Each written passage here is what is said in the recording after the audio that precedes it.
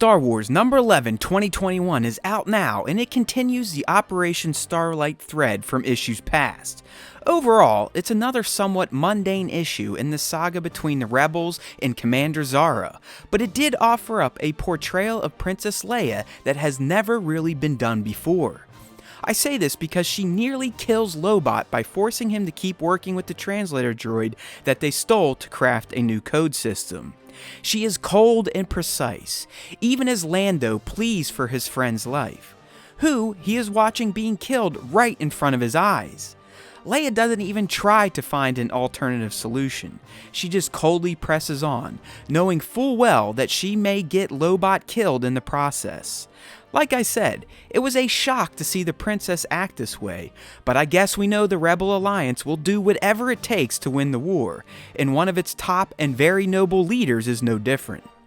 Things get so dire for Lobot that Lando taps into his scoundrel roots and tries to stop the torture by punching Poe's daddy in the kisser, but that only gets him locked up for being a traitor.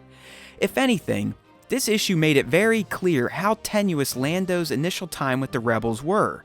They didn't trust him, he didn't fully understand their deal, and now, after this, he clearly will have an axe to grind. Anyway, all of this is going down so Leia can contact Starlight Squadron, who is getting worked over by Zara. So much so that Wedge gives us a Rogue Squadron Easter egg when he suggests a crazy maneuver to pull off after their fighters get caught in a tractor beam. This provided a pretty cool action sequence in which the Rebels take the hangar of Zara's ship, but it results in Poe's mommy getting captured, so we get a sad reference to him in her goodbye. Speaking of references, this issue had a decent line from 3PO when he was discussing who his maker was, and while he doesn't remember, we do, so it was a nice little nod to Anakin's technical prowess. Thanks to Anakin's programming, 3PO learns the new Rebel code system, so Lobot and the old droid can be decoupled, which ultimately saves Lobot's life. Leia's gamble paid off, but it appears it was a bit too much for Lando to take. As the issue ends, any love he had for the Rebels is now gone, so he reaches out to Bib Fortuna, who is executing some fools on Jabba's barge at the Sarlacc pit, just like Luke by the way. Move him into position!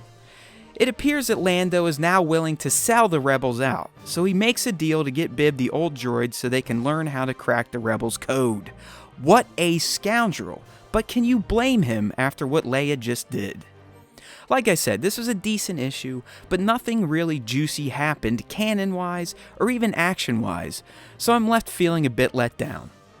Make sure to tune into the next episode of the Star Wars Time Show, in which myself and my co-host Nick will fully break down this issue and give our thoughts on it as a whole.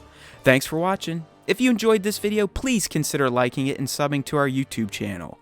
We'd also love for you to join in with our weekly Star Wars podcast, so use the links in this video's description or head to starwarstime.net to subscribe to the platform of your choice. There's always time for Star Wars Time, my friends. And remember, if you listen to the Star Wars Time Show, the Force will be with you, always.